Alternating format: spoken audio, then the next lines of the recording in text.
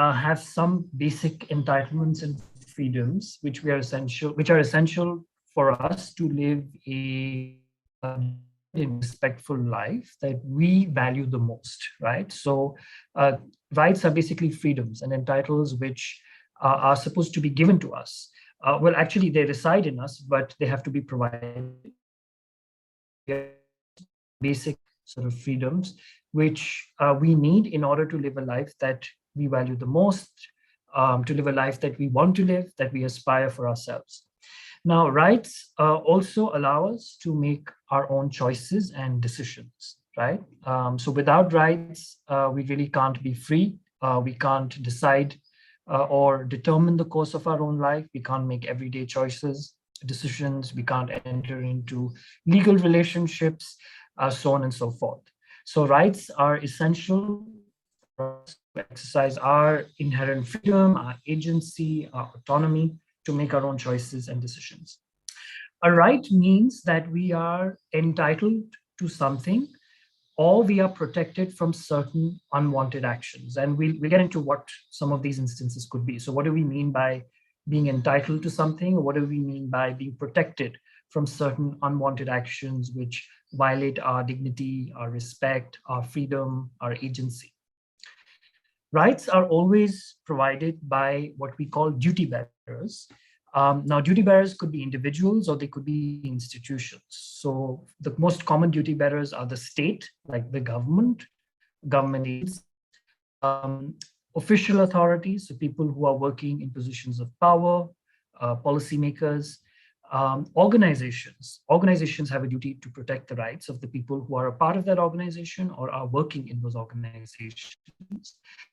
And as citizens, we also have certain duties towards each other to ensure that in our interaction with each other, in our relationships, in the ways that we deal with each other, in whatever context, we don't end up violating our rights or disrespecting the other, or we don't discriminate against the other based on their caste, gender, sexuality, religion, ethnicity, so on and so forth, right? So the rights also mean that no person can be discriminated against, can be disrespected, can be made to live an undignified life, which is unfair, which is unequal, and which goes against the very idea of what it means to be human. Now, where are these rights enshrined? And I think I'm not going to go into this just to say that rights are usually recognized in law. So, for instance, we have international human rights laws like treaties and conventions. So one example of that is the Universal Declaration of Human Rights. We also know of the United Nations Convention on the Rights of Persons with Disabilities, which is also an international law, which specifically protects the rights of persons who have disabilities, including those with mental psychosocial disabilities. Apart from international law, we also have domestic laws, like, for instance, the Constitution of India recognizes fundamental rights for all citizens, right? For instance, the right to equality or the right to freedom of expression. These are fundamental rights which are recognized in our Constitution. And there are also laws such as the Mental Care Act, which we will briefly discuss today, or the Rights of Persons with Disabilities Act, which lays down specific rights for people who have mental health problems, who have mental illnesses, or who have other kinds of disabilities. So rights can be enshrined in these different laws and legislations, and also in terms of how our courts in our country, like the Supreme Court or the High Courts, what they lay down as the law of the land.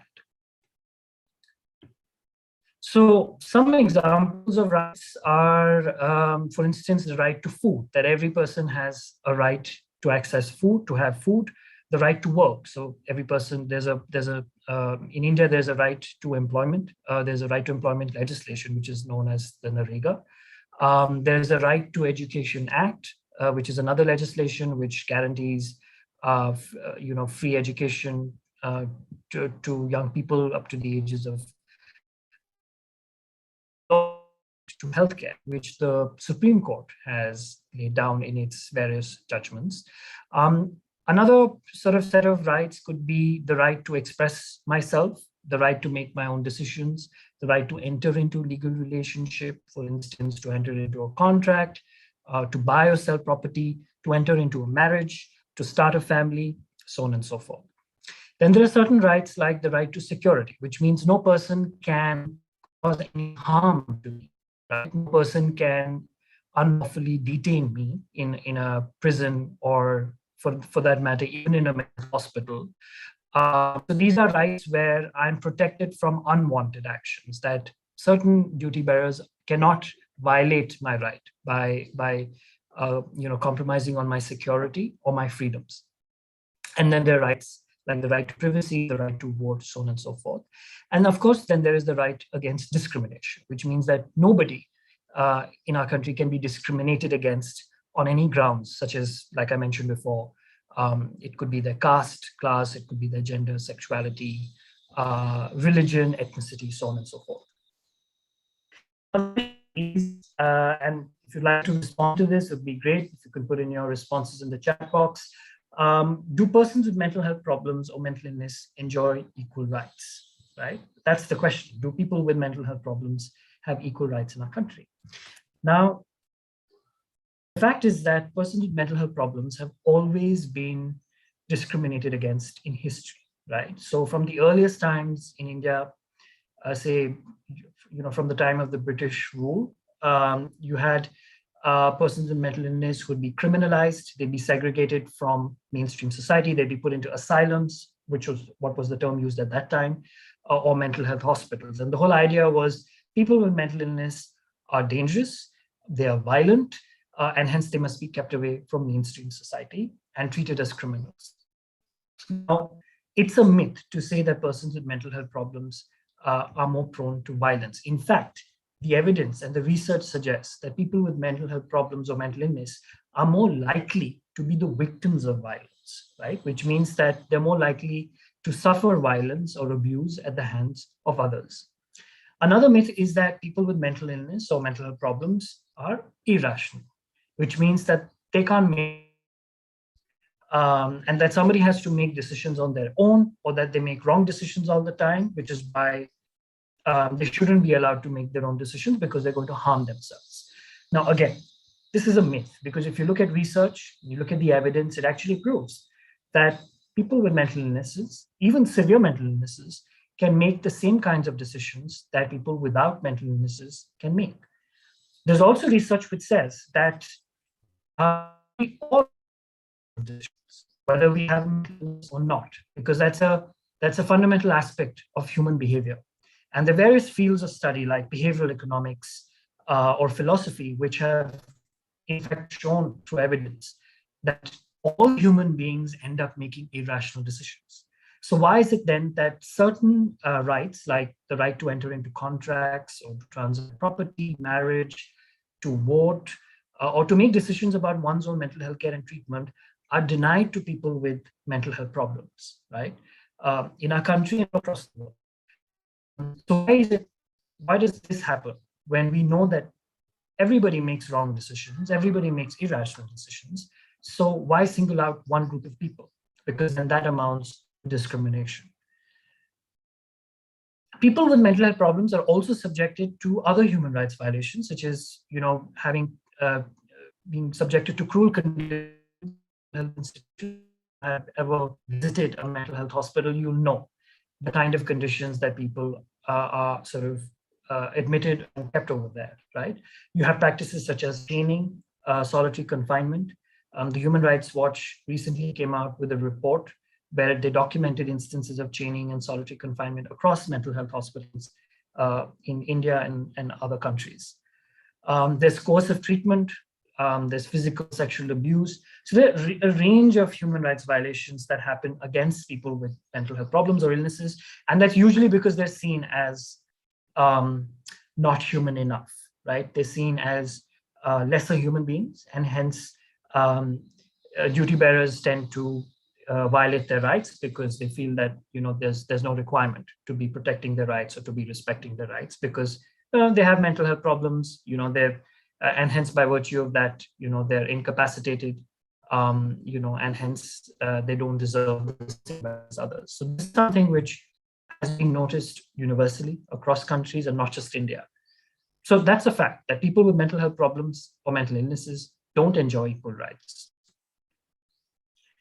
So the question is, what is the relationship between mental health and human rights? So if I had to summarize this in three ways, I would say the following 3 points. The first is that human rights violations, such as denying people food, education, employment, healthcare, financial security, social security, violence, abuse, result in mental health problems, right? We know this. The second is that when you are giving forced treatment or treatment which is against the consent of the person, using coercive methods, or keeping them in inhuman conditions, can also result in human rights violations and further mental health problems, right? So they can be a different set of mental health problems. And the third point is that advancing human rights of persons with mental health problems or anybody else, such as the right to enter into legal relationships, to make one's own decisions regarding their own mental health care and treatment, can actually prevent discrimination, and it can actually also help people recover from their mental health problems or illnesses. So that's really how one can look at the relationship between mental health and human rights, and also why we should be talking about these two concepts together. So now I'm going to Act, and I'm going to focus on the Mental Health Act because it's a new law which came into force in 2018. And the Mental Health Care Act is a law which basically lays down our rights. It lays down the right to access mental health care. It lays down the rights that we have as citizens or mental health problems when we provided mental health care and treatment. So how should be treatment provided to us? How should it not be provided? How can our rights be respected when we are being given mental health care and treatment? So the Mental Health Care Act has certain guiding principles, right? And these are some of the principles. The first is that the Act recognizes that we all have some basic human rights, which include the right to be discriminated against. People with mental health problems be discriminated against just because they have a mental health problem. That their liberty needs to be respected, that they can't be randomly forced to undergo treatment and admissions in mental health hospitals, that there needs to be some kind of a procedure for it, and that any kind of treatment that's being provided to them should be dignified, right? It shouldn't disrespect them. The Mental Health Care Act also recognizes that we all, right, have a right to receive whatever kind of support that we need to make our own mental care, right? And we all, in case, receive that support in our everyday lives, right? We all make decisions on a daily basis, and a lot of times we take support of our friends, loved ones, or experts, or whoever it is, in order to make our decisions. And the same principle should apply to people with mental health problems, that they have the right to receive support to make their own mental health care treatment decisions, and nobody should be making it on their behalf or against their interests. And lastly, that every time a person is being provided treatment and care, it should be provided in accordance with their choices and preferences. So what is it that they want? What is it that they desire? How is it that they wish to be treated and cared for? Is something which needs to be respected whenever a mental health professional is providing a person any form of mental health care. So one of the things that the Mental Health Care Act does is that it definitely defines what mental illness is and how a mental illness can be diagnosed. Or determined. That's the term used in the law. And it says that any mental illness can be determined on the basis of internationally or nationally accepted medical standards, which the central government has notified. So there are different medical standards like the International Classification of Diseases of the World Health Organization. There's the Diagnostics and Statistics Manual, which is published by the American Psychiatric Association. These are basically diagnostic manuals which lay down the different kinds of mental health problems or illnesses or disorders, and what are the parameters to diagnose or determine whether a person has a particular illness or a disorder. But at the same time, the law recognizes that often mental illness is used as a tool, right? It's used as a pretext, as an excuse to control people, right? To curtail their rights, to curtail their freedoms. Or if people behave in any way which doesn't conform with how society expects them to conform, then they're instantly branded as having a mental illness, right? Or they're taken to a psychiatrist for treatment. Now, the law recognizes that. And it says that there are certain situations in which, or certain grounds, cannot be the only grounds for determining whether a person has a mental illness. So, and it's important to remember this because we see this around us all the time. We see it, let's see the examples. So the first ground is mental illness cannot be determined based on a person's status, membership, or identity with any political, social, cultural, religious, or economic group. Mental illness cannot be determined based on their non-conformity with prevailing beliefs and values. So if I have certain beliefs and values, and those don't conform with my community's beliefs and values, or my family's beliefs and values, or my organization's beliefs and values, that cannot be a basis for saying that I have a mental illness. And the third bit is if you have ever received treatment in the past, hospitalized for a mental health problem, that itself cannot be a basis for determining whether you have a mental illness. Now, I'm just wondering if anybody of you has any examples which you could give for any of these three situations. If you'd like to share that, I can wait for a few seconds. You can put it in the chat box or you can speak up. In case you don't, then I will share some examples with you.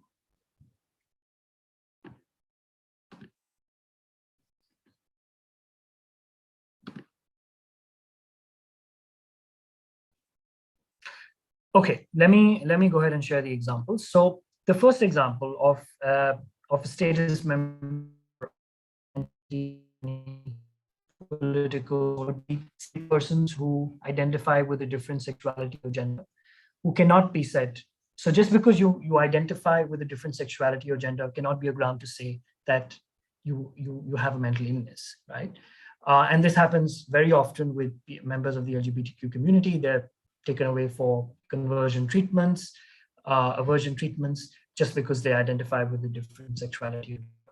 Another example is non-conformity with prevailing beliefs. So say, for instance, a person who believes in intercaste marriages, which is against their community's belief, cannot be said to have a mental illness just because their community believes that intercaste marriages are wrong. And similarly, if, say, I have been hospitalized in the past, and in today's date, I've been taken to a mental health hospital or a professional, then the professional has to examine me in today's date before they decide whether or not I have a mental illness. Just because I have been hospitalized in the past, that I have a mental health problem even today. The next thing that the law says is that every person is presumed to have the ability to make their own treatment and care decisions, which means, and this means that a person, in order to have the ability to make their own decision, should be able to understand information regarding a decision. They should be able to foresee the consequences of making or not making a decision. And they should be able to communicate that decision by any means. So if I can do all these three things, then it means that I have the ability to make decisions. Now, just because I have a mental health problem or an illness does not mean that I lack the ability to make a decision. Or if I make wrong or improper decisions, then that too does not mean that I don't have the ability to make decisions. Making wrong decisions is very natural. We all make wrong or improper decisions, but that doesn't mean that I don't have the ability to make a decision and hence somebody has to come on my behalf and make my treatment and care decisions. And the last important point is that even if I have a slightly diminished ability to make my decisions because I have a mental health problem, I'm going through a difficult time and I'm not able to make a decision on my own, then it means that I have the right to receiving any kind of support that I need to be able to make my own decision, right? So the right to support, the right to receiving support is also something which is important. Now, all of this means that no treatment can be provided without my informed consent, right? Which means consent is different from informed consent, right? Informed consent means that I should be provided all of the information, right? The risks, benefits, and alternatives to whatever treatment is being provided to me before I consent to it. And that consent shouldn't be taken from me with force or against my wishes. Then it's not consent, right? So if you're taking consent, informed consent, the mental health professional needs to give you all of the information, the risks, the benefit, if there are any alternative modes of treatment, which are also available. And that information should be provided in a language which you can understand. And this means that you can say no. You have the right to refuse treatment at any point in time, right? And that is the real essence of consent, that you have the right to refuse and say, no, I don't want medication. I would prefer therapy, right? Or I don't like this kind of medication. I want a different kind of medication, right? So providing all of that information is the duty of the mental health professional, so that then you can make a choice. If you're not going to be given alternatives, then you obviously can't make a choice. And if you can't make a choice, then clearly your consent is not informed consent. It's taken forcefully without giving you a choice. Now, I'm going to give you an example of two tools which the law provides to ensure that your preferences and your choices are respected when you receive mental health care and treatment. So the first is what we call an advanced directive. Now, an advanced directive is basically like a written document, right, in which you can plan for the future. What does that mean? So let's assume in the future, I might have a mental health problem, because of which there could be a situation where I can't make my own decisions because it's a severe mental health problem. I'm going through a tough time. So what an advanced directive allows you to do is to, in today's date, mention that if in the future I do have a mental health problem and I can't make my own decisions, then this is how I should be treated for or cared for, and this is how I should not be treated or cared for. And this is the person that I appoint as my nominated representative who will provide me support in making my own decisions, right? And once this advanced directive is registered, it becomes valid. It has to be registered with the Mental Health Review Board. And it has to be signed on a piece of paper with 2 witnesses. And once you give this copy to the mental health professional, they are obligated to follow the advanced directive, right? And it will be only applicable at a moment where you are not able to make your own decision, right? So it's only for those situations. Otherwise, if you have the ability to make your own decisions, then you can make them on your own. You don't need an advanced directive for it. Advanced directives could be challenged. So if a mental health professional feels that this is something which I cannot follow for XYZ reasons, maybe because it's impractical, maybe it will cause harm to you, so on and so forth, they can always challenge it before the Mental Health Review Board. But if the board says, no, this is a valid AD, then the mental health professional is obligated to provide treatment in accordance with what is mentioned in it, even if the mental health professional doesn't agree with what's written in the advanced directive. So this is the of an AD. It says that I, XYZ, have a mental illness and I'm not in the condition to take decisions by myself. Then this is how I wish to be treated and cared for. I want to be admitted in a hospital which is close to my family home. I want my food to be cooked at home. If I'm in a lot of pain or distress, then I wish to be given medicines to calm me, even if I don't give permission in that moment. This is how I don't wish to be cared for or treated. I don't want to be administered lithium because of its side effects. I don't want any visitors to come to the hospital, and under no circumstances do I wish to be physically restrained. At all times, I will be supported by my mother, who will take decisions on my behalf because she knows me and my wishes the best. Right, so this is a thought exercise. If you'd like to think through your advanced directive, you can just write down 3 or 4 ways in which you'd like to be cared for and treated, and 3 or 4 ways in which you don't want to be cared for and treated, right? And the idea of the advanced directive, like I said before, is to respect your autonomy, to respect your freedom, to respect your choices and your preferences in the kind of care you are provided at a time when you cannot make your own decisions, right? So that nobody else can come and impose their decisions on you. Or if you're afraid that somebody is going to come and impose their decisions on you, then you have this legal tool to ensure that your treatment is in accordance with your preferences. Similarly, there is something known as nominated representative. Now, who is a nominated representative? Now, this is a very interesting concept, and I'll tell you particularly why for specific groups of people. So first of all, NR is someone who represents a person with mental illness in matters related to their mental health care, admission, and treatment. So whatever they can represent the person to the mental health professional or any other authority. They can give informed consent on your behalf in case you're not able to make decisions on your own. Then your NR can make a decision on your behalf. And they can also they're also required to provide you support that you need to make your own decisions, right?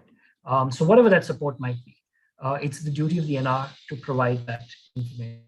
The NR can be any person that you trust, and that's the beauty of this provision. It doesn't have to be a family member, right? And this is something which often becomes very important for people, say, who don't get along with their families. There could be situations where the family is responsible for the person's mental health problems or are abusive. We see a lot of this in cases where young from the LGBTQ community who are abused at home, and often the family members are the ones who actually put them through a lot of trouble, take them for aversion treatments, so on and so forth. So the law says that you can actually appoint any person who you trust as long as that person is above the ages of 18 and is competent to perform their duties as a nominated representative. It's very easy to appoint a nominated representative. You can literally take a piece of paper, write down that I, so-and-so, wish to appoint XYZ person as my nominated representative, sign it.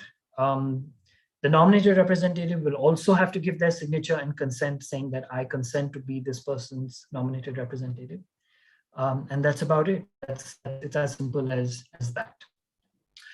Now, there might be situations where a person might not have a nominated representative appointed, either because, for instance, they could be homeless, they could have been abandoned, or they could be found in a situation or a condition where their family members cannot be found, right? Now, what the law says is that in such situations, there's a default list of people who have a representative in a certain order of precedence. So let's imagine that I have a mental health problem. I've landed up in the hospital for treatment. I don't have an NR. My family members cannot be traced, right? And I'm not in a position to appoint my own NR, or I don't have anybody who I can appoint my NR. It could be any one of these situations. In that case, the law says is that the first person who needs, if there is an advanced, if an NR has been appointed in Advanced Directive. If that's not the case, then you look for the nearest relative, right? Now, if the relative is absent or the relative does not want to be the NR or no relative wants to be the NR, then you look at whether the person has a caregiver. Now, if the person doesn't have a caregiver or the caregiver doesn't want to be the NR, then the Mental Health Review Board can appoint any person that the board feels is a suitable person to be the NR. Now, if the board can't find anybody, then in that case, the director of the Department of the Social Welfare or any representative, designated representative of the Department of Social Welfare of the Department, of the State Department, can be appointed as the NR. Now, apart from this, there's also a possibility where any NGO, which is working in the space of mental health and human rights, can appoint a representative. Review board goes ahead and appoints a permanent NR, right? So there is a default list in case a person doesn't have an NR or cannot appoint one, is not in a position to appoint one. This is what mental health professionals need to consider. So this is another thought exercise. If you want to think through who your NR can be, then you can actually write down on a piece of paper, what qualities that you would look for in your nominated representative. Who are the people in your life who could be your NR, and why would you want them appointed as an NR? You could do that exercise for yourself to help come to a decision if you want to appoint one. I just wanted to make the point that any person can write an advanced directive and appoint an NR. So you don't have to have a mental illness. You can have it in the future. You have a mental health problem in the future. You don't have to have one today. You an NR and you can write your advanced directive. And that's perfectly fine. So very quickly, what are the duties? The NR, while making a decision or providing support, should consider the current and the past wishes of the person, their life history, their values, their cultural background, so on and so forth. They should respect the views of the person so that they can understand the nature of decisions which are under consideration. So until they understand the views of the person, they won't be able to make decisions which respect their choices and preferences. The NR should provide support, and this support can be of any kind. For example, just explaining treatment options in a language which the person can understand. It can be explaining what the person's diagnosis is or what their medical records are saying. It could be using different visual methods. If a person can't read or if a person can't write, then they can use visual methods or any other way which can make it easy for the person to communicate their decision. Sometimes people find it difficult to communicate their own decisions, in which case the NR also plays an important role in interpreting what the person is trying to say. And that's why it's important that the NR should know you in and out. They should know your values, your principles, your choices, your desires, your wishes, so that if they have to make a decision on your behalf or interpret what you're trying to say, then they can do it correctly according to what you actually feel, rather than what the nominated representative or the mental health professional thinks is best for you. Okay, so I'm going to come to some of the other rights of persons with mental illness. So the first right that I'm going to focus on is the right to access mental health care and treatment. And this is something which is a right which is made available to all citizens in our country, but is also the duty of the government to ensure and provide. And this is very interesting because we have a right to physical health. We have a right to healthcare, which is a fundamental right which our Supreme Court has recognized in its judgments, right? But we never had a law which has been enforced, like a statute or a law which actually lays down the right and lays down the duties and the obligations of the government, right? But for the first time, through the Mental Health Care Act, we actually have what we call the right to access mental health care and treatment from services which are run or funded by the central and the state governments, right? Now, this means 5 things. It means, one, that mental health services should be of affordable cost, which means that anybody with any kind of income or people living below the poverty line or who live in sort of come from low income households should be able to afford mental health care and treatment, right? That you can't have treatment which is unaffordable, especially for people who don't have the means to access it. The second is that mental health care and treatment should be of good quality. So the services should comply with basic minimum standards which the government lays down for all mental health establishments, for different kinds of services. It needs to meet a certain threshold of quality, right? And different state governments in India are now coming out with different minimum standards for different kinds of mental health services or establishments.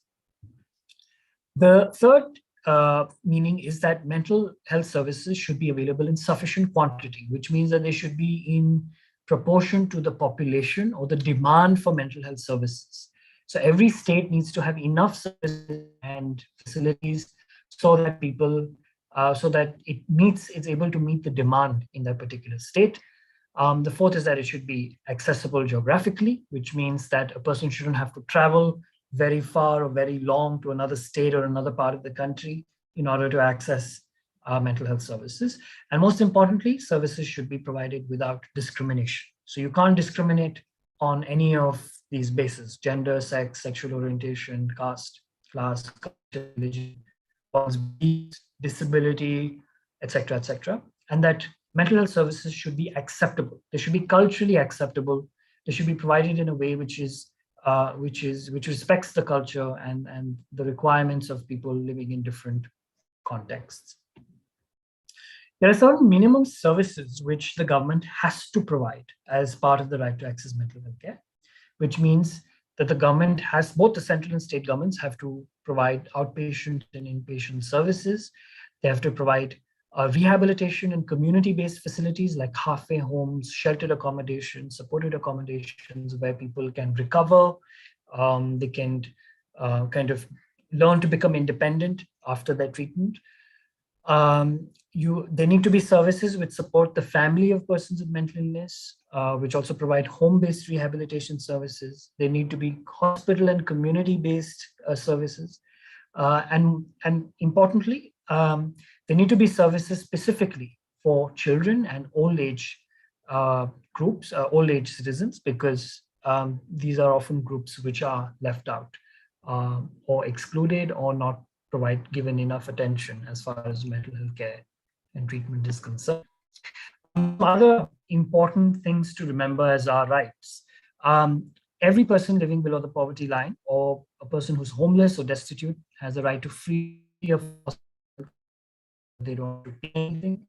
All people with mental illnesses or disorders are entitled to free medicines on the essential drugs list.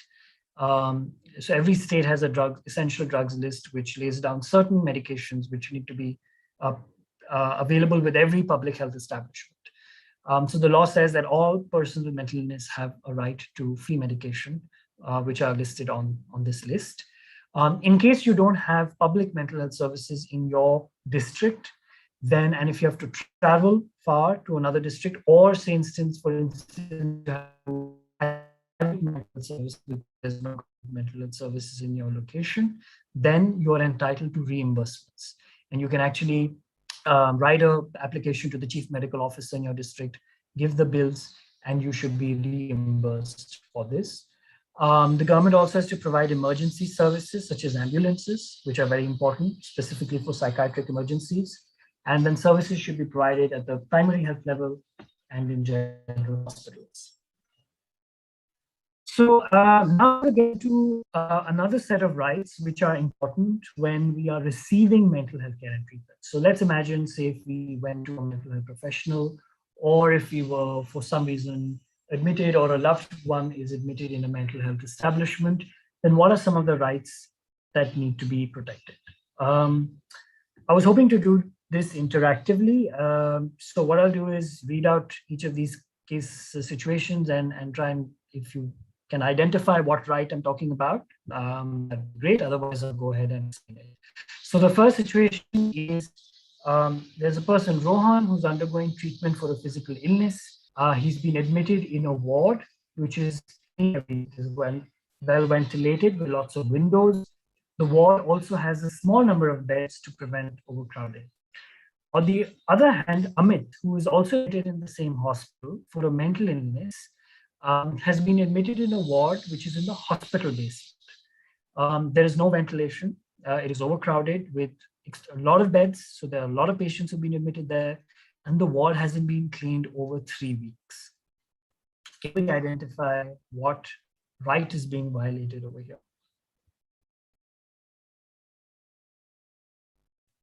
Okay, I'm just going to go on and explain it. So the law says that every person has a right to equality and non-discrimination, which means that all persons with mental illness must be treated equally with persons on the same basis as persons with physical illnesses are treated. And that's known as the principle of parity. So there cannot be any differentiation between someone who has a mental illness and someone who has a physical illness. They should be provided the same quality of care and the same standard should be applicable. And persons with mental illness can not be discriminated based on their gender, sex, sexual orientation, caste, so on and so forth, right?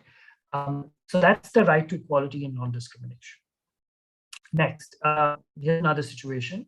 I recently purchased a health insurance policy. However, when I went through the policy, I realized that the insured coverage for the amount of mental illnesses was limited. It was lesser as compared to physical illnesses. This means that I'm entitled, according to the policy, I'm entitled to lesser insurance coverage if I receive treatment for a mental illness, right? So there is a rights violation here. What that says is that every person has a right to medical insurance, And medical insurance for mental illness must be provided on the same basis as is provided to persons with physical illness, right? So you have to have the same kind of policies, the same premiums, the same insurance coverage, the same terms and conditions that are laid down for people with physical illnesses. You can't discriminate the two. Now, often there's a question about whether there is medical insurance for therapy, counseling. Usually, health insurance policies in India they only cover hospitalization. That's if you have been admitted in a hospital. There are very few policies, and these are premium policies, which provide for outpatient department services, say, for instance, therapy or counseling. So it really depends on the policy. If it covers OPD treatment, then in therapy could be included in it. But if it only covers inpatient treatment or hospitalization, then there's a likelihood that if you just go visit a mental health professional over a consultation, you are unlikely to receive medical insurance for that, unless your policy expressly mentions it. And the same is applied for physical illnesses as well. There's a question, do you know if therapy will ever be made part of insurance? That's a tough question to answer. There are some policies, like I said, which are already doing it, which cover outpatient departments. But it's really a question, it's difficult to answer because it's up to insurance companies, because there's a lot of science that goes behind how they develop their policies. And I think it would require a fair amount of advocacy on part of persons with mental illness, caregivers, family groups, civil society organizations to make therapy to mainstream therapy in medical insurance policies. So it's a tough question to answer, but definitely for now, at least we can say that, and this is a huge battle which has been won, to say that mental illness should be included in health insurance policies, because until the Mental Health Care Act came into being, mental illness was excluded. So if you had a mental illness, you came under the exclusion clause and you were denied medical insurance if you underwent hospitalization. So that is some progress for sure. Of course, it would be ideal if therapy could be included in all medical insurance policies, irrespective. Okay, will not give any information about why they have been admitted. The mental health professionals without about their diagnosis. So the law says that every person has a right to admit, which means a right to know why they're being admitted, under what provisions of the law, how they challenge their admission, what is the nature of their mental illness, what is the proposed treatment plan, what are the benefits, risks, and alternatives to the proposed treatment. They also have the right to access medical records, their own medical records, which means that if they want to see their records, which the mental health professionals are maintaining at every step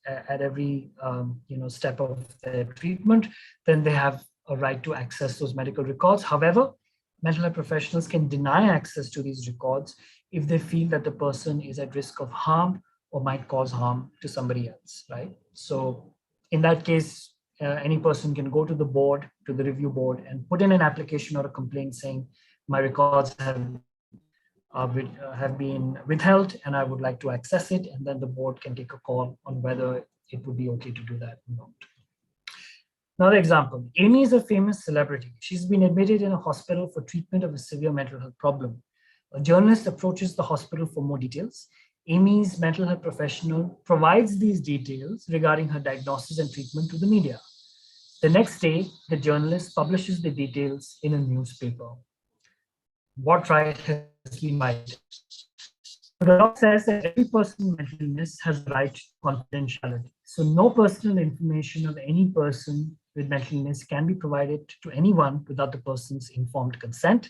No photograph or information relating to a person who's undergoing treatment can be released to the media without the person's consent.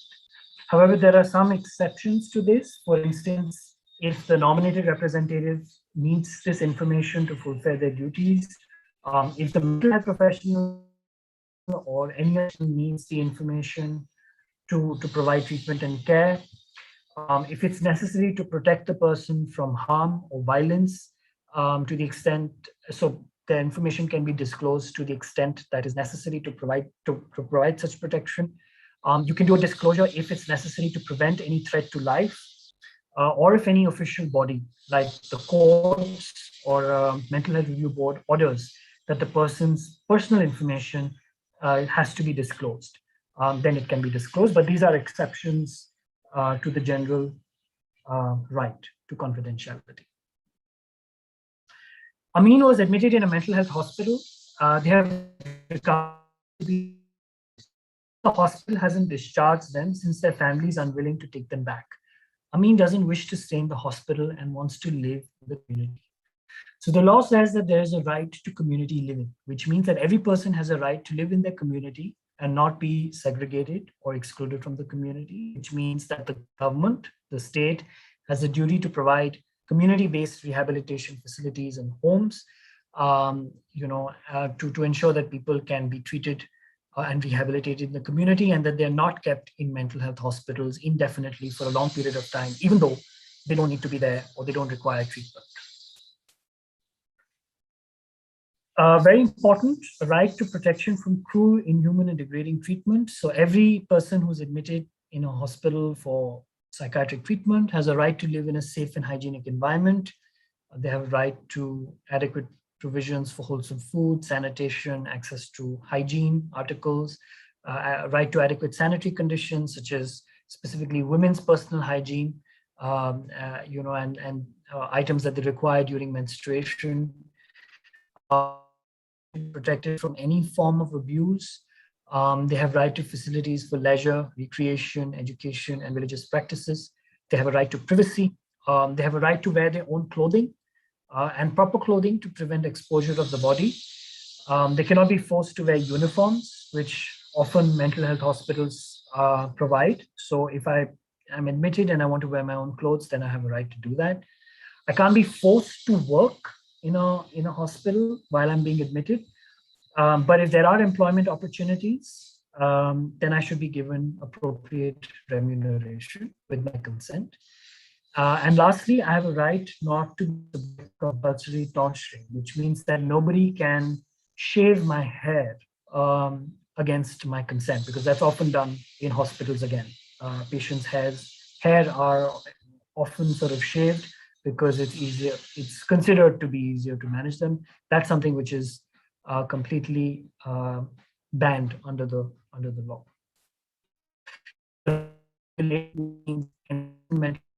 Right to receive free legal services from the district or the state legal services authority.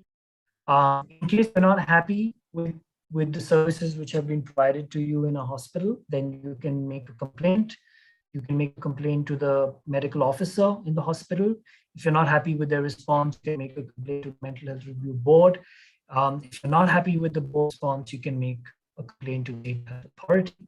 There's certain kinds of treatments which are being banned. So you can't provide electroconvulsive therapy, ECT. We all know this as shock therapy. Can't be provided without muscle relaxants and anesthesia. So you have to administer a relaxant and anesthesia to a person before you give them ECT. Forced sterilization of men and women has been banned. Chaining has been banned, so you can't chain anybody. Solitary confinement has been banned, so you can't keep people locked in a room by themselves. And you can use physical restraints in limited situations only with the psychiatrist's approval, which means if a person is being extremely violent for some reason and they need to be controlled, then in such situations, they can be physically restrained, but there are certain guidelines for physically restraining them. Very quickly, I've mentioned mental health review boards. I think it's important to know what these boards are. They're basically quasi-judicial bodies, which means that they're like courts, but they have a limited power of the court. And their main job is to monitor the implementation of the Mental Health Care Act. They have to regulate the admissions. They have to see that all the provisions are being complied with, that admissions are not being violated. And if you or your rights have been violated, and you want to file a complaint against any hospital or a mental health professional, you can file an application before the Mental Health Review Board. The board consists of members. There's a district judge, who's the chairperson. There's a representative of the district collector, one psychiatrist, one medical practitioner, and two representatives representing persons with mental illness, caregivers of NGOs. And they will collectively conduct a proceeding, they will look at evidence, they will hear both the parties, and then they will issue an order at the end of it and give their decision, which is binding on both the parties. The last bit, again, very important. There are certain restrictions on mental health professionals. So, for instance, mental health professionals or medical practitioners under the law cannot discharge any duty or perform a function which the law does not authorize. So, for instance, a mental health professional cannot recommend to a person with mental illness in terms of what decisions they should be making in their personal matters, such as buying or selling property or entering into contracts. Clinical psychologists cannot prescribe any medication because that's something which the Mental Health Care Act does not authorize.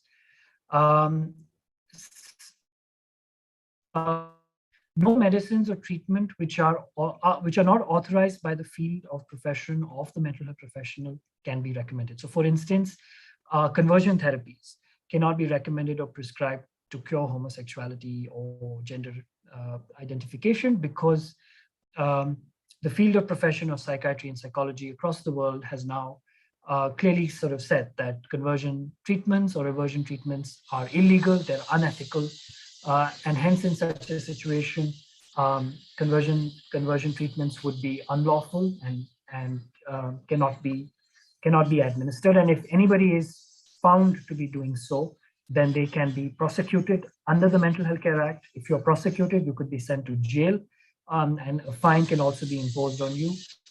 And in case you know of people who are doing such practices, then you can file a complaint before the Mental Health Review Board, or you can file a complaint before the State Mental Health Authority and initiate proceedings against such a mental health professional.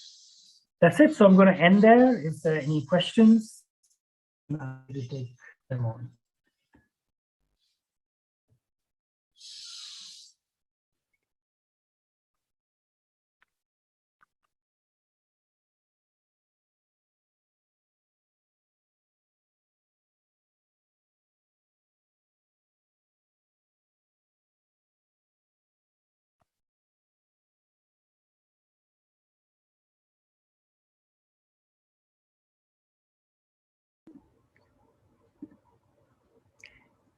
Thanks so much, Arjun. I'm just waiting to see if we get any questions.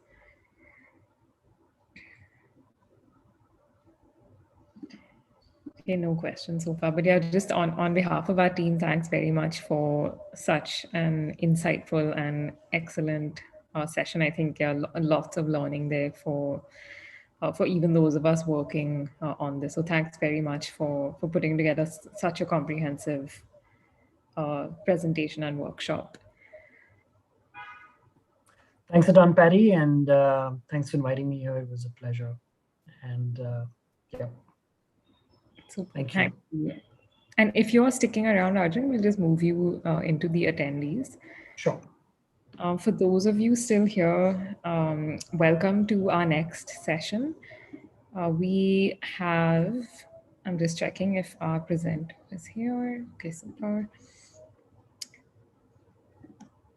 So we have a short 30-minute session on mindfulness and incorporating mindfulness into your day-to-day life. We have with us Eleanor, who is a clinical psychologist from the UK, who has previously also worked on the Mann Mela project that this festival is part of. Eleanor's work specializes in mental health difficulties, especially those arising from abuse and trauma. And her expertise is also in the mental health needs of vulnerable and excluded groups, such as adolescents in gangs and ethnic minorities. Welcome, Eleanor. We're really happy to have you back again with us today. For those of you who joined us yesterday, I think our session today is a little bit different than the one we had yesterday. And before we jump in, we would be very grateful if you would just fill in the poll that has popped up on your screen. There's just 4 questions there about the session that you were just part of. So we leave that up there for you for just 30 seconds more, and then we'll jump into the next session. Arunima, do we have a poll for this one as well? No, we don't. Okay, super. Great. So over to you, Elena. Hi, everyone. I hope that was joining at a good point. That sounded like a really informative session. So this is going to be a bit of a shift from that. We're going to just focus on a short mindfulness practice. I don't know whether there were any questions from yesterday. Perhaps if there were from yesterday's session, if someone can put them in the chat for me, then I'll come to them at the end of today. For those of you who might not be familiar with mindfulness and who weren't able to attend the session yesterday, I'll just give a really, really brief definition of what I'm talking about, and then we'll get into actually having a try. So mindfulness is about paying attention to your experience, your internal experience, what goes on in your mind and body, and external experience, what's going on around you, in a moment by moment way, and trying to foster a sense of openness, curiosity, non-judgment of those experiences, whether they be sort of things that we like and enjoy or things that we might find more difficult, regardless of the experience itself, trying to be open and curious towards it and to simply observe that it's there. One of the other key sort of things that you're trying to cultivate with a mindfulness practice is compassion. So trying to really when we open ourselves up and into accepting and to understanding our experience, that kind of natural response is one of kind of kindness, one of goodwill. And part of mindfulness is actually actively trying to cultivate that sense of compassion for ourselves, but compassion also for others and for the world around us. So the practice that I thought we might try today is called the loving kindness meditation. And really that is focused on this idea of compassion, to try to help us to kind of dwell in that feeling and really give that part of us that has that natural response of compassion to grow stronger. I think this is particularly important when we think about mindfulness as a useful tool for our mental health, because often we give time to other parts of us. So maybe the self-critic gets a lot of look in, or maybe the judgmental side of us gets a lot of time. And really compassion is an antidote to that, and a really useful kind of go-to resource when we're feeling down, when we're feeling anxious, when we're feeling any kind of stress. So I think this practice is a really useful one in thinking specifically about how mindfulness might support one's mental health. Now, yesterday, before we get into the practice itself, yesterday I spoke about how mindfulness is not about feeling good necessarily, or feeling filled with joy and bliss, or completely relaxed. And this practice can sometimes bring up some more difficult feelings, even though what we're sort of trying to cultivate is compassion. Often people's relationship with that is quite complicated. So that's absolutely, just to sort of say up front, that's absolutely fine. If you find other feelings coming up, if you find other thoughts popping into your mind, you're not doing the practice wrong, and it isn't a problem. The only thing that I would ask for you to try to do, and I'll be instructing you as we go along, is simply try to notice what's there. Okay, so if you're not feeling compassionate at all, that's fine. It's all about noticing what is there, noticing your own responses, and trying to open up and understand that experience. So I'm going to start by asking you to sit in your chair, or wherever you are on the floor, in a kind of upright, kind of alert position. So you're comfortable, but you're not kind of laying down or super relaxed. So feet on the floor, ideally arms kind of resting in your lap, shoulders kind of down, relaxed. And just take a moment to sort of let the body settle into that posture. So don't tend to sit like this most of the time. So just kind of easing into that. And when you feel ready to, just closing your eyes. So just allowing the mind to settle into the body, to settle into some stillness. Just connecting with the basic sensations in the body as you find them. So feet on the floor, your legs and back in contact with the chair, your arms and hands by your side, perhaps resting in your lap. And now tuning into your breath, watching the in-breath and the out-breath. And you can find the breath either at the nostrils as the air comes in and out, or at the belly as it rises and falls, wherever it feels easiest for you to tune in to your breathing. So just taking a moment here to come into the practice, come into your body, find the breath. And remembering that at any time, we can come back to the breath. If you find your mind has wandered or been pulled into thoughts or memories or images, just noticing where it's gone and coming back to sort of anchor yourself in the here and now using the breath.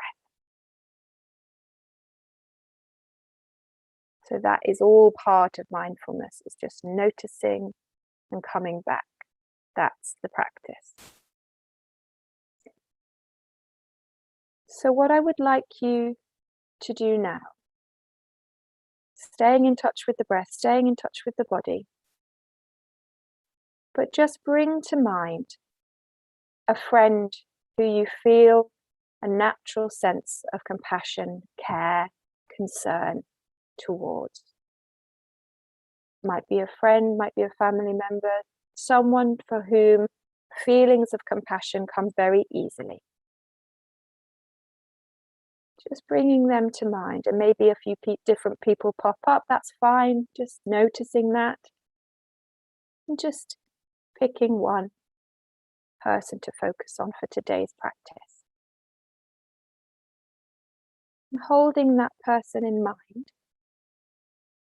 just seeing if you can really bring that sense of compassion forward.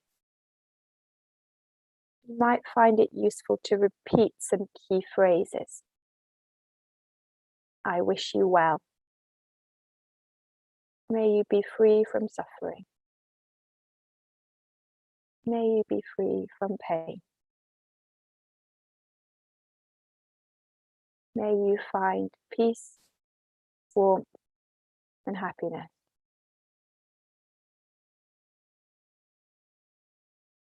Just maybe picking a few phrases that feel that they kind of capture your natural sense of compassion towards your friend. And focusing on those feelings however they arise. They might arise as very physical feelings in the body. There might be emotions there. There might be, as I say, these particular phrases. Just trying to open up to your natural flow of compassion from you to your friend, to your family member, or to your loved one. And if the mind wanders or is pulled away with other thoughts or feelings, just noticing that, acknowledging that that's what the mind will do, and gently coming back, connecting with the breath, connecting with your friend, and coming back to that natural feeling of compassion. Just holding on to that sense wherever you find it. May you be well. May you be free from suffering.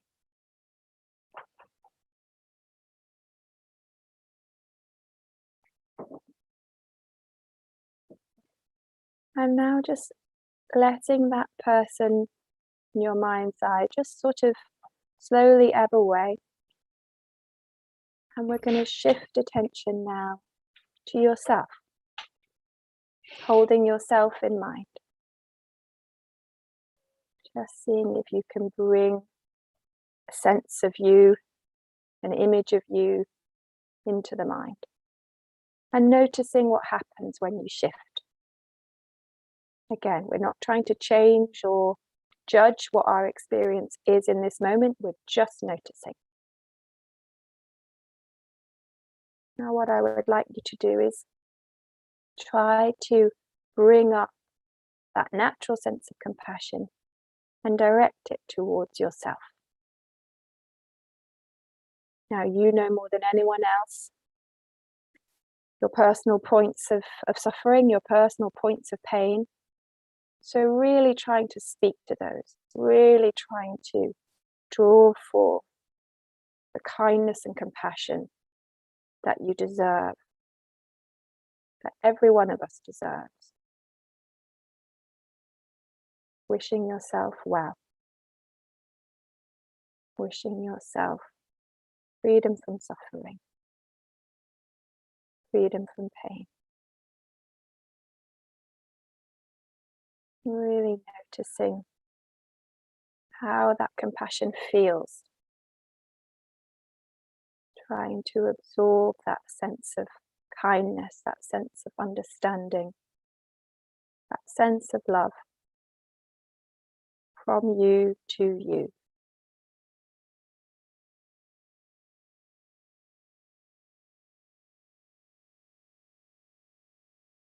And again, if the mind wanders or is pulled away into judgments, into memories, into other thoughts, just acknowledging and noticing that. It's what the mind will do. Gently coming back, anchoring yourself in the breath, and coming back to the image of yourself and trying to bring forth those feelings of compassion. May you be well. May you be free from suffering. May you be free from pain.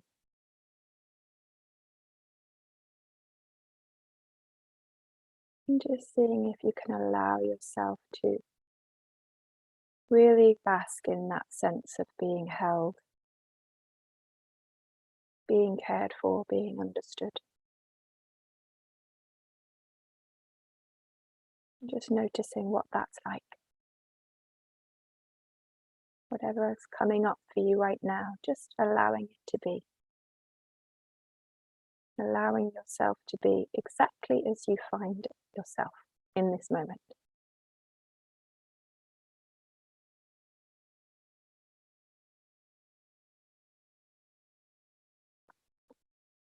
And now again, we're going to allow that image or representation of yourself to just dissolve away. And what I'd like you to do now is see if you can bring forth that sense of compassion, understanding, of caring. And we're just going to imagine that emanating out from you to the world around you, to the people near to you, far from you, people you don't know, animals, the environment,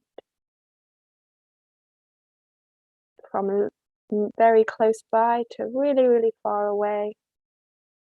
We're just sending out that sense of compassion to the world.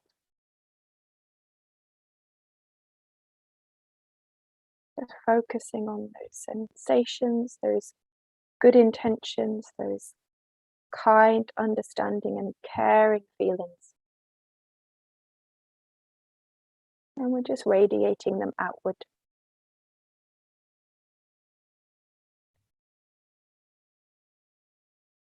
Just allowing ourselves to really grow those feelings.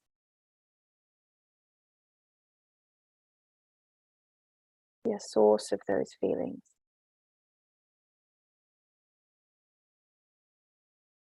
And again, at any point, if your mind is taken away, the thoughts, images, other distractions, just noticing where it's gone, acknowledging that, and gently bringing your mind back to the breath and back to that sense of compassion emanating outwards from you into the world.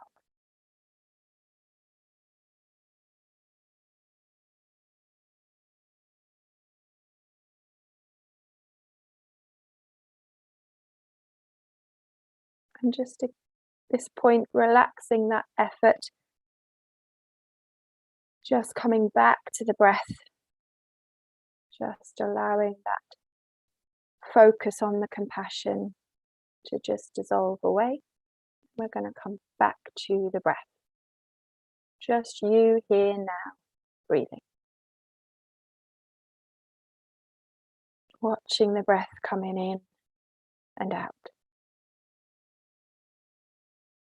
Perhaps taking a moment just to feel grateful for this time. Thank yourself for making this space, engaging with this space to practice. Acknowledging that it can be difficult. And just checking in with how the body feels right now. Just taking stock of where that practice has left you. Whether that's a positive, more challenging, or a neutral place. Just noticing that.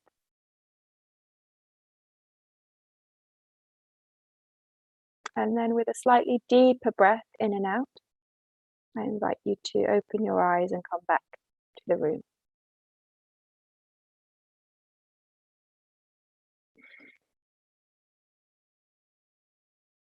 Okay, so hopefully everyone is back or coming back from that practice. As I say, that's called a loving kindness meditation, and that was just a very, very brief version of what's normally a longer practice.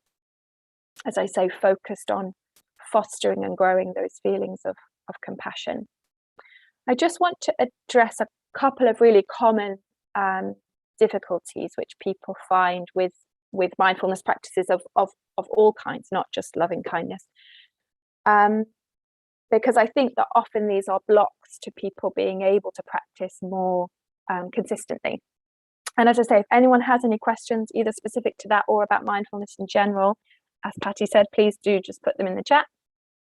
But I'll talk a bit in general about sorts of things that tend to come up. So one of the most common things is people say, I've got nowhere to practice, right? My house is too noisy, or there's nowhere for me to sit, or kind of there's too many distractions around me.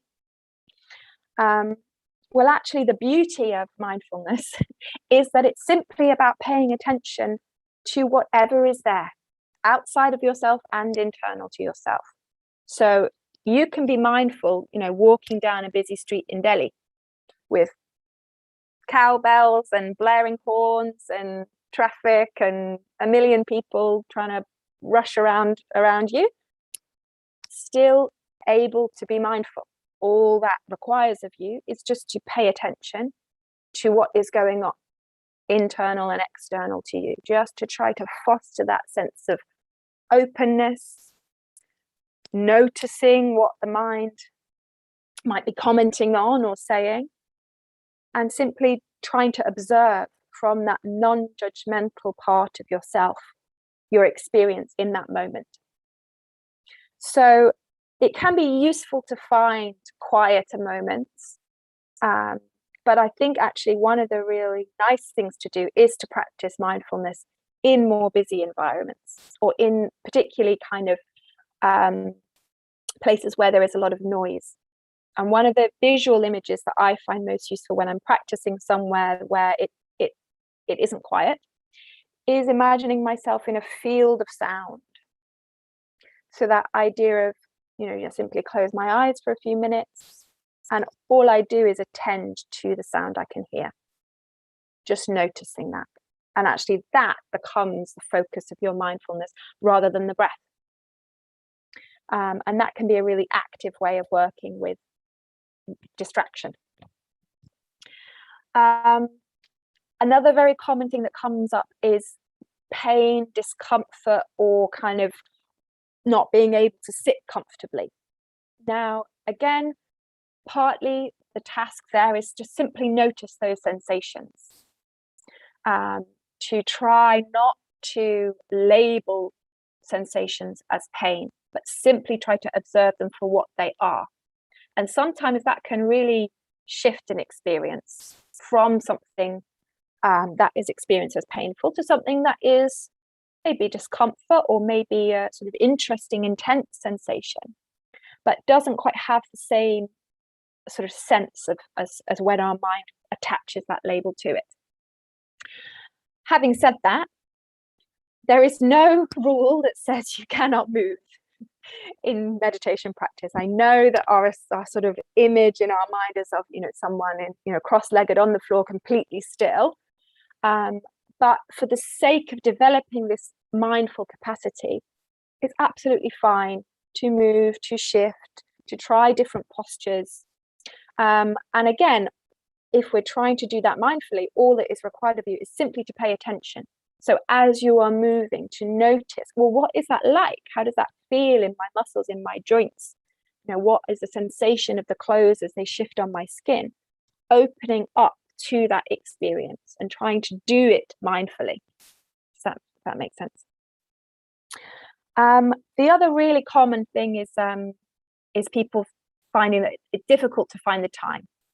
And again, this is really tricky. We lead very busy lives, and we don't often leave ourselves much space for moments like this. But I would argue that makes it even more important to try to build in moments throughout the day. And again, I think that's why I'm a sort of big advocate for everyday mindfulness. Moments of our day that we know maybe we're commuting, in the back of a cab, or brushing our teeth, or particularly kind of simple everyday tasks that we know are going to happen with some regularity. Maybe we have a coffee break or a tea break at a particular time of day. If you've got spare 5 minutes to do that, then you've got 5 minutes to be mindful in. And all you're inviting yourself to do is to observe how you are feeling, experiencing that moment, what your mind is like, and what is going on around you. And that's practicing mindfulness. So it doesn't need to be that I have to find an hour every day to sit and meditate. Just working in those small everyday moments of mindfulness can be sufficient to develop the skill. And that's really all it is. It's just that skill of noticing, of observing. So I'm just going to see, I'm sorry, in this view, I don't have a chat. So I'm just going to check the chat in case there are any questions. I don't think there are. So what we might do then, given that we've got a couple minutes left, is just a very quick, what I call a breathing space. So just to give you an example of what a short practice might look like. So again, I'd ask you to sit comfortably in your seat, on the floor, wherever you are. Perhaps taking a couple of breaths, and then when you're ready to, closing your eyes. And first, we're just going to take stock of the body. I'm just going to notice the feet on the floor. Notice your legs and back in contact with the chair, your arms by your sides, and your head and shoulders sort of resting comfortably on top of your shoulders. And just any other sensations that might be around in the body, just noticing, taking stock of those. So there might be areas of tension, tightness. There might be sensations of warmth or coolness. There might be hunger. There might be aches and pains. Just opening up to whatever is there, whatever you find in the body right now. Just noticing that. Just trying to meet the body where it's at.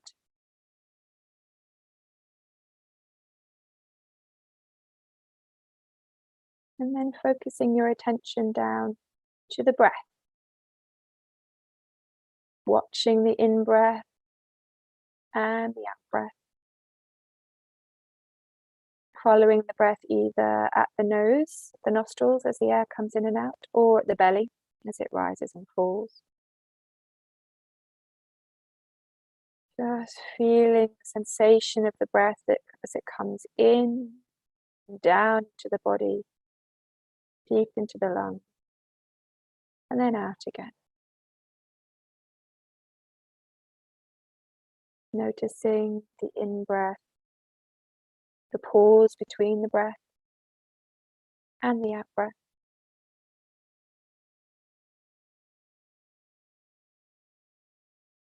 Seeing each breath as a new breath in this moment.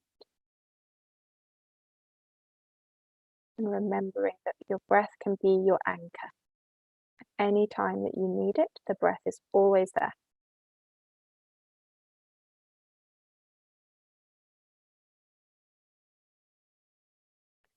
And then we're going to bring the attention up to the mind. Just opening up to any activity of the mind. Imagining perhaps that we are sitting in front of the mind like a cinema screen. Anything which comes up, thoughts, judgments, images, memories, I'm just simply going to notice them.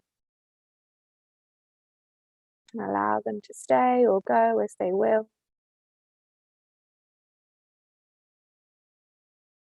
Perhaps there is nothing there at the moment.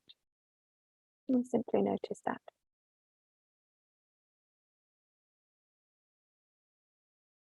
Just trying to hold a curious interest in how your mind is right now. Whatever is there right now. Just allowing yourself to be as you are.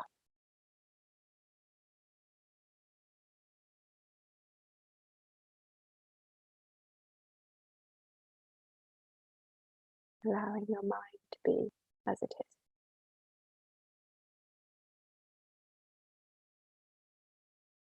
And now just coming back to the whole of the body, in, out, breathing. Just checking in with yourself. Taking one last nice deep breath in and out. Opening your eyes and coming back to the room. Thank you very much, everyone.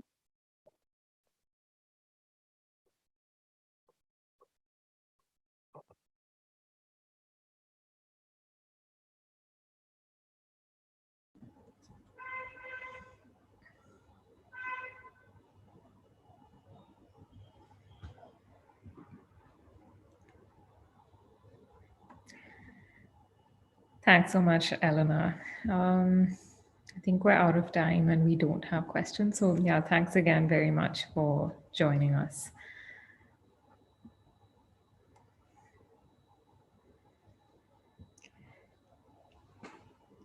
For all of you on the link, we'll be beginning the final plenary in just a couple of minutes. And I'll be introducing our speaker to you in just a moment.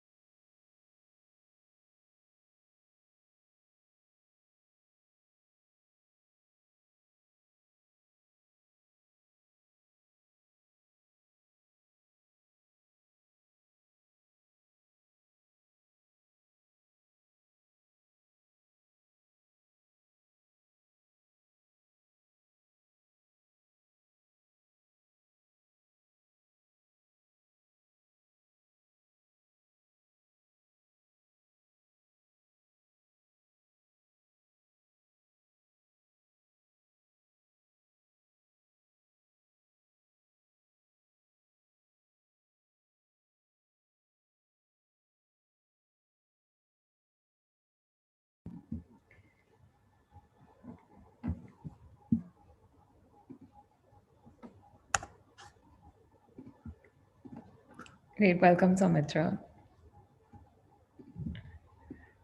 I just have a short introduction to tell those of us listening here, and then I'll hand over to you. So thanks everyone for joining. Thanks for being part of the last 2 days as well. For those of you who haven't had a chance, please do visit the art exhibition that's on our website at the moment. So it's on Mela.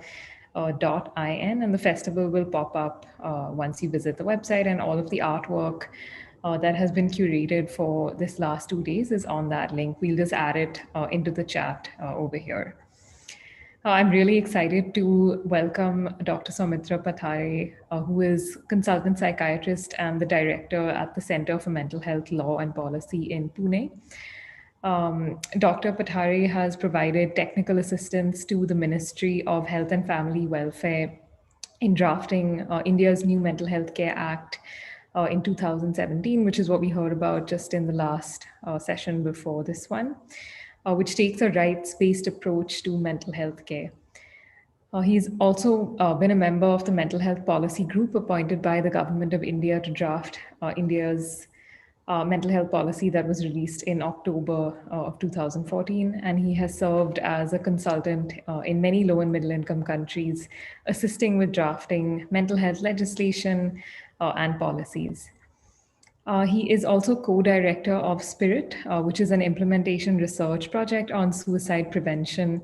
And he also leads Outlive, which is a youth suicide prevention project funded by Comic Relief that's also being implemented collaboratively with our team at Sangath. Welcome, Soumitra. We're really happy to have you with us, and over to you. Thank you, Patty. Thank you for asking me to speak at this festival, and thanks to the entire or all of you organizers that it's okay to talk. It's always a difficult job, and especially when I saw I've been given 30 minutes to speak at a closing session. I think most people are usually tired and would like the closing remarks to be done really quickly. Also, most of the times, closing remarks are not something where people take questions.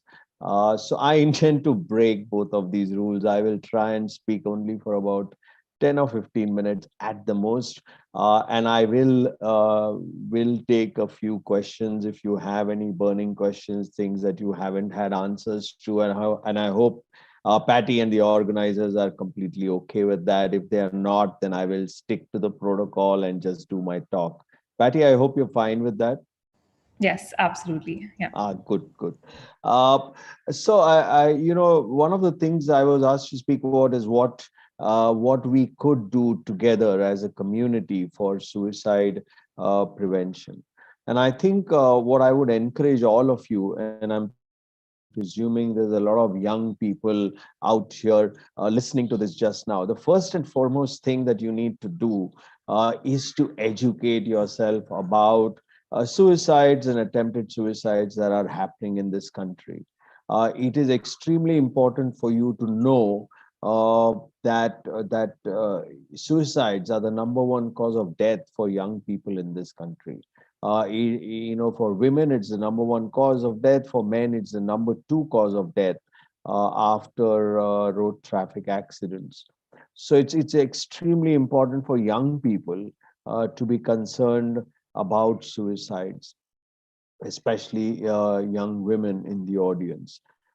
Because if you don't know what is happening with suicides, if you don't have the data with you, how could you advocate for suicide prevention? So that's for one of the first and most important things that you all need to know is when you go back home, try and look up the internet, read up about it, read articles that have been written about it, but basically educate yourself about suicide and suicide prevention. The second important thing that you need to know about suicides, which I think gets very often forgotten when you're having these conversations, is that suicide is not merely an outcome of a mental health problem. Now, I know that that's always the immediate response that people have, they'll say, oh, but they might be depressed, maybe they need to see a psychologist, maybe they need to see a psychiatrist. And that's absolutely not necessarily true. If you look at the data on suicides in India, especially, and I'm talking about India and not about other countries, you will find that less than half, or just about half of people who die by suicides actually have a diagnosable clinical mental health condition. So many of the reasons why young people will attempt suicide or die by suicide are not necessarily related to mental health issues, but are more commonly associated with other social factors in their lives. This can include education related issues, relationships, employment or the lack of employment.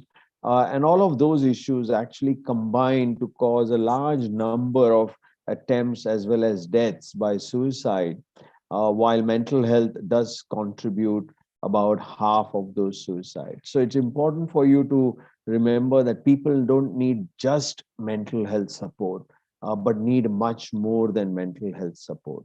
And when you are advocating for it, then it's important that you keep that in mind, because very often our policymakers tend to forget that suicides are caused by a number of factors, one of which happens to be mental health issues. The other important point that you need to do, apart from educating yourself, is to ask what you can do as an individual to individual, and what you can do as an individual for our communities by acting as advocates. At an individual level, I think it's important to educate yourself about some of the myths that exist around suicide. You are not going to make somebody die by suicide or even attempt suicide by asking them if they are feeling suicidal. In fact, very often somebody who's in very severe distress will be relieved that to know that you are able to understand their mental state when you ask them that, are you feeling so bad that you might wish to end your life? So it's absolutely okay to ask people that if they are feeling suicidal when they are very distressed. For example, the other myth that is commonly going around is that people feel that, oh, anyone who's suicidal will always remain suicidal. And that is completely untrue. Many people who survive a suicide attempt are actually extremely grateful for having survived it and go on to live long and fulfilling lives. So if you intervene at some point and do something to prevent somebody from attempting suicide or dying by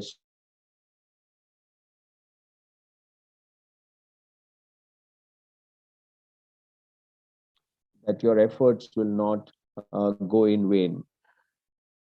The when you are looking at what you could do with your communities, for example, I think one of the most important thing for us to be doing is to advocate with our policymakers, to advocate with our politicians, to advocate with our bureaucrats, to advocate with our community leaders that suicide prevention is a priority for young people.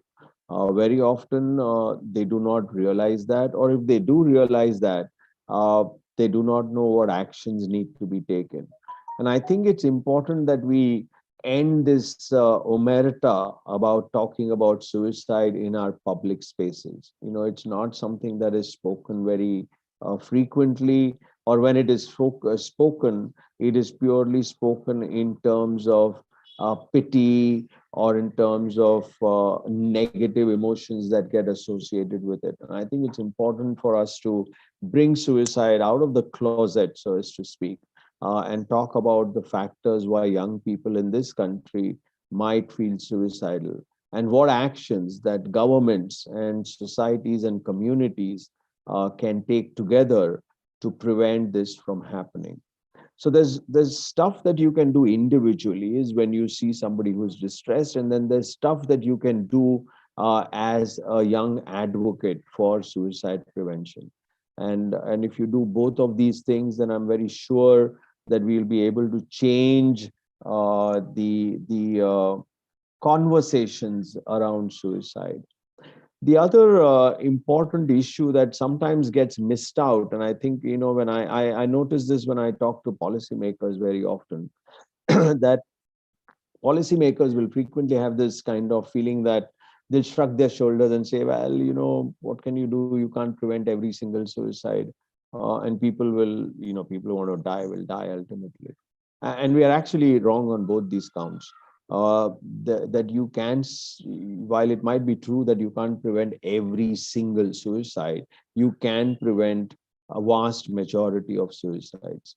That's the first thing. And secondly, people don't want to die. Very often people who are suicidal are not necessarily wanting to die. Their circumstances are so horrible at that point in time that suicide appears like a immediate solution. And that is really what is happening. So it's a fallacy to think that people want to die. And so what can we do to stop them from dying?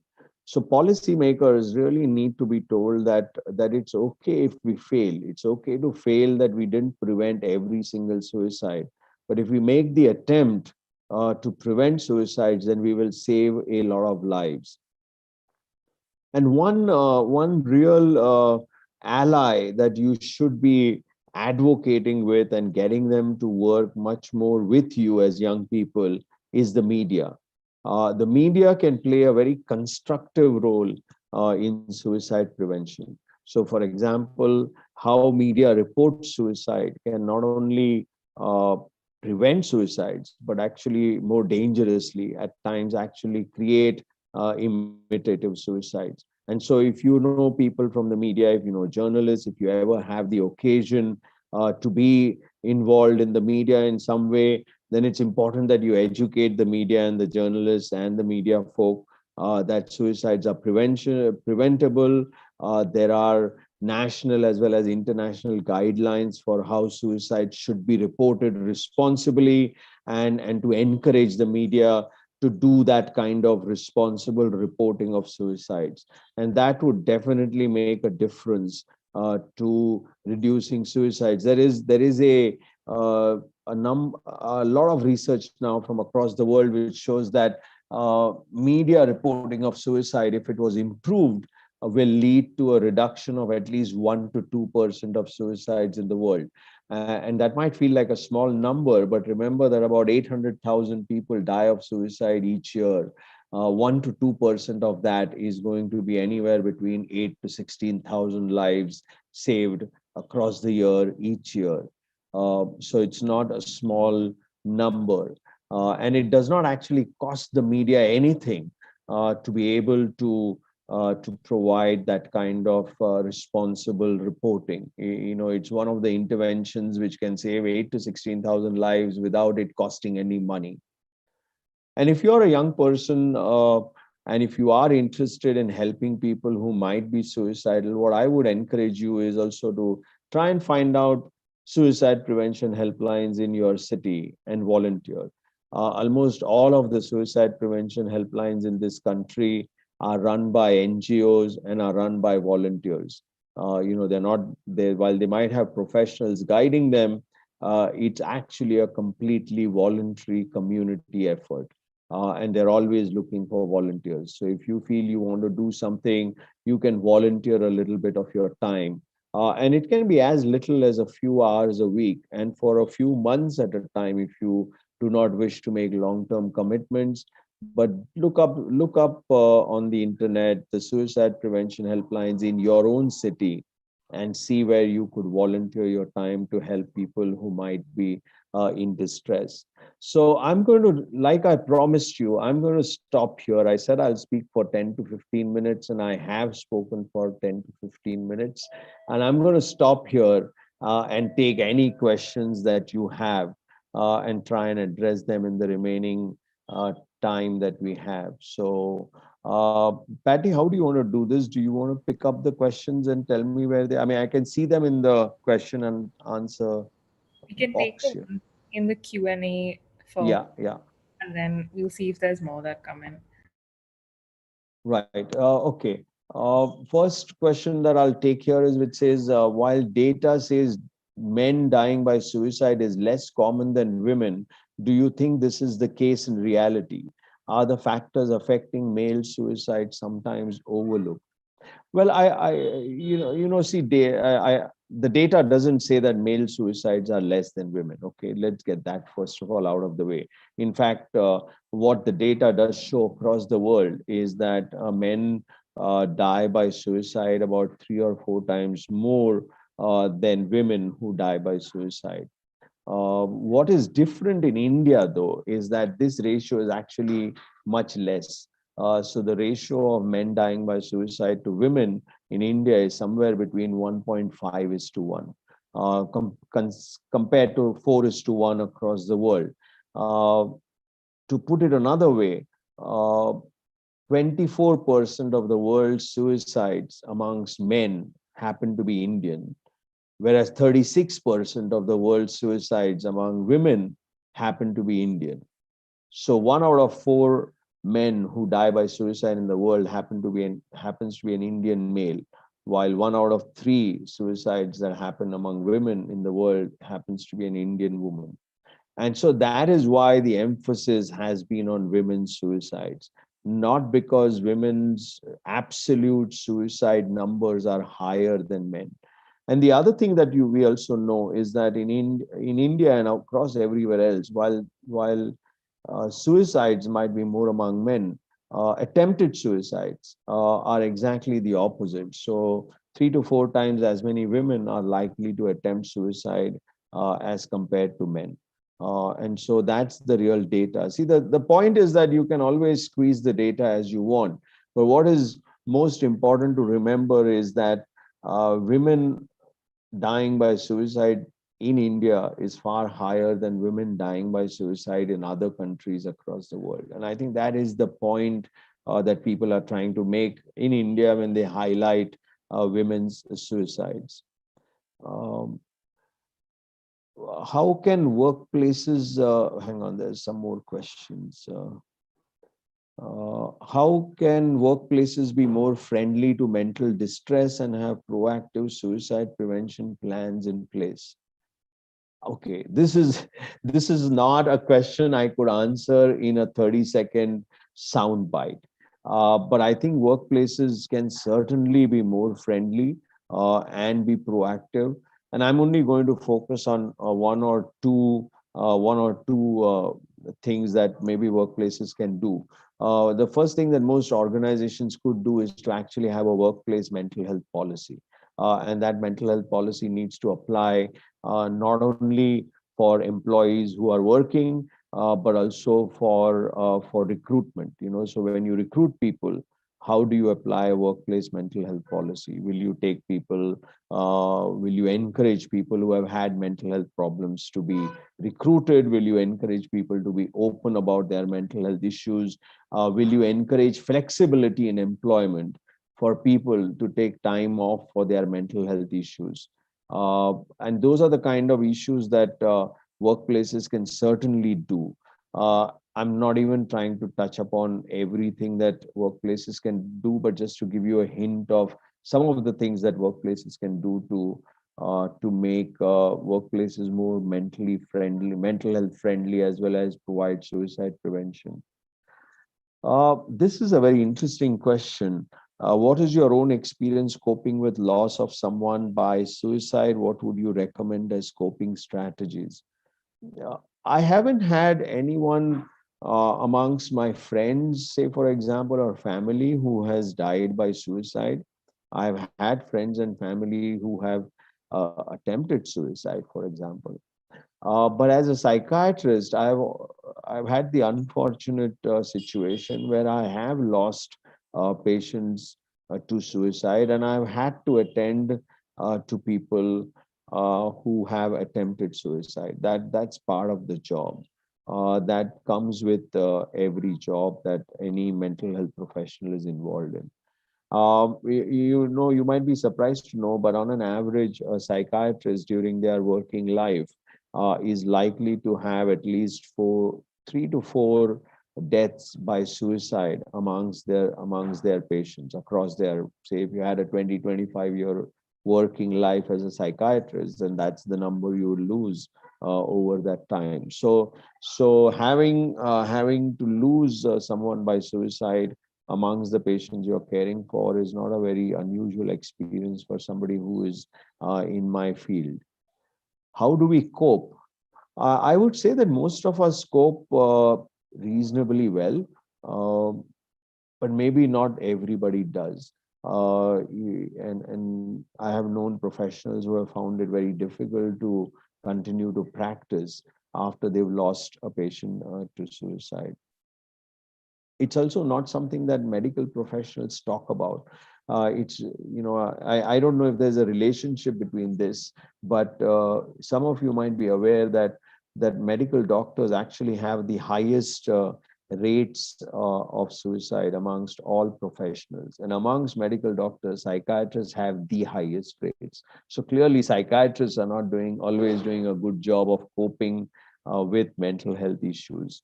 And this is something that medical colleges and medical teaching and medical education really needs to address. Doctors are brought up to be very stoic and not talk about their difficulties. And that's something that we really do need to start addressing among medical students and doctors. I'm going to try and take one of these questions here. What would you suggest as ideal public messaging about suicides? I don't think that the very simple idea that suicide is preventable is even something people truly believe in or acknowledge. Yeah, I totally agree with you. I did write about this a little bit earlier, that when I talk to public health, when I talk to policymakers, for example, and say, why don't we talk about suicide prevention? And there's an unwillingness to engage with it because they feel that, oh, that's a losing proposition, because, how can we stop every suicide? And so sometimes maybe a better line to take is to say, instead of saying suicide is preventable, is to say, how can we reduce suicides in our community? How can we bring down the number of suicides in our community? How can we bring down the number of attempted suicides in our community? So maybe changing the language from the language of prevention to a language of reduction allows for people to not feel that they have failed just because there was one suicide or one attempted suicide. If we talk about reduction, then it allows people to continue to work without feeling that every single suicide is a failure of their effort. And maybe that's the language change that we really need to bring about. This is a question that it just came in, which I think is very interesting. Data through the pandemic may not be conclusive on suicide rates are up or so, but should we be worried about the near future, given the fallout of the pandemic economically, emotionally, and in terms of mental health? It depends on where you are in the world if you're going to try and answer this question. There is actually good quality data from, say, places like the UK, North America, Canada, Australia, to show that suicides have not gone up during the pandemic. There is also data from other high-income countries like Japan to show that suicides have gone up during the pandemic. And from the US, which shows that while the overall suicide numbers have not gone up during the pandemic, the numbers have gone up amongst certain specific disadvantaged communities. So there's a differential increase in suicides for some communities, but not an overall increase. When it comes to countries like India and other low resource countries in Africa and Asia, we don't know what the picture is. We don't know whether suicides have gone up or whether suicides have gone down. Unfortunately, the data is just not available. What we have from places here is really straws in the wind, if I can put it that way. Newspaper reports, some police reports, say from Sri Lanka and India, which would hint that suicides may have gone up during the pandemic. Again, it's not very surprising if suicides have not gone up during the pandemic. The experience that we have from, say, example of war. During a war, suicides don't go up. So when communities are in a crisis, suicides don't go up. Suicides go up after the crisis is over. So, for example, we do know that after the economic crisis in 2008 in Europe, Greece, which was worst hit, saw increased rates of suicide in the 2 and 3 years afterwards, after 2008. So Greek suicide rates went up dramatically in 2009, 10, 11, 12. So if we were to use that same logic, then one should be worried about suicide rates going up in the years following the pandemic, that is in the years 2021, 22, 23, 24, when the full economic impact and the emotional impact of loss that has happened due to the pandemic might start to hit people. So yes, we should be concerned. We should be bothered. We should be really concerned about what we should be, what might lay in store for us. And in fact, put in place systems at the moment to try and prevent suicides in the coming years. You said there's a question saying any trainings you suggest for health or mental health professionals on suicide. Uh, Most mental health professionals have training on suicide. I don't think mental health professionals need training. Maybe health professionals need training, and there are some of the trainings that I would recommend to even for health professionals, although they may not be designed only for health professionals, are gatekeeper training courses. For example, a gatekeeper training course uh, is available for teachers. It's available for community health workers. We run a program where we train community health workers how to identify somebody who may be at risk of suicide, and then what actions to take to help them in that situation. Now, health workers could do those kind of community gatekeeper training courses. There are also training courses for journalists on sensitive reporting of suicides, and maybe those are the kind of courses that you can think about doing. There is this interesting question, and I don't know how to deal with this, which says, if you were the prime minister or a mental health minister, what are the first 2 or 3 things you would do? Um, I think that's one of the fallacies of suicide prevention, unfortunately. We all are looking for this kind of single shot magic remedy which will prevent suicides, or these 2 or 3 things that we will do which will prevent suicides. I think if we are going to prevent suicides, we need to understand that we need to do multiple actions across multiple sectors and targeted at different subgroups. So the kind of suicide prevention interventions that you might want to address at young people or school going children would be very different to the kind of suicide prevention interventions that you might want to address at the elderly, or the kind of suicide prevention actions that you would want to address to prevent suicides among young women would be very different to the suicide prevention interventions that you would want to address, say, towards men. In women, for example, you'd really want to address domestic violence as an issue. Among young men, you would definitely want to address alcohol as one of the things leading to suicide or being associated with suicide. So these are some of the things that you might want to actually consider what to do.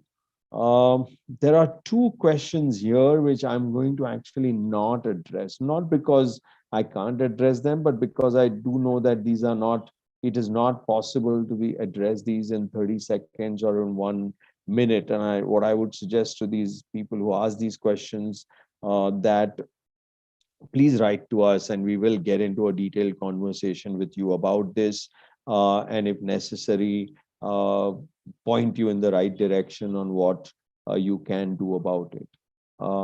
I think that's really all that is there at the moment. Patty, if there's any questions you had or somebody else had, I'm happy to take those. I know it's already 6:30, and so I don't want to push this over time.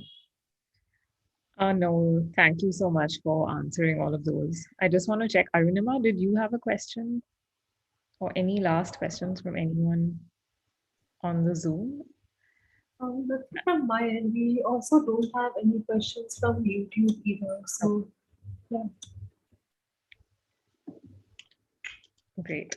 But yeah, I think that was really extremely insightful, but also encouraging that I think, like you said, there's a long journey ahead, but it feels as if at least, there are smaller actions that people themselves can be part of, but there's clearly also, large systemic change and culture change that is needed. But again, these are things that people can also be part of. And the entire onus or responsibility, I think, as you highlighted in that last question, does not just lie on changing one rule or one law. Uh, so I think that that's quite encouraging as just as an individual thinking about this or trying to be part of suicide prevention. Thanks so much again. We've got a Thank you. couple Thank more. you for asking me. And yeah, I think, again, thanks to everyone who's joined in and also been part of the festival. Again, we encourage you to go check out the festival and all of the artwork online. And yeah, thanks so much, Soumitra. We have some more information that will just pop up on the screen for those of you here in case you'd like to learn more about our work or get in touch with any of the speakers across these 2 days. I'll let you leave though, Soumitra. Thanks very much again.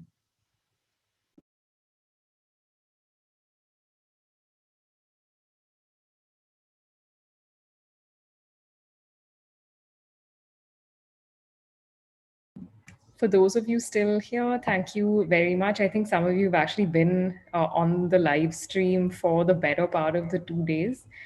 I just want to sort of specially call out one person who I think has actually attended all of the sessions, and that's Madhvi Roy. Madhvi, thanks very much. It's really encouraging when there are people actually attending all of the sessions. So thanks so much for being a sort of consistent attendee through these 2 days. But yeah, that's all from us. For those of you who are interested to be part of our work or submit your own experience or story, you can submit via our website, which is itsokaytotalk.in, or you can find us on any of the social media handles over there and get in touch. If you have any questions on being more involved in our work, volunteering, interning, or working with us, there are opportunities posted on the Sangath website. And again, just to say, please do visit the museum and the exhibition on our website. Thank you all again, and I hope you have a lovely weekend ahead.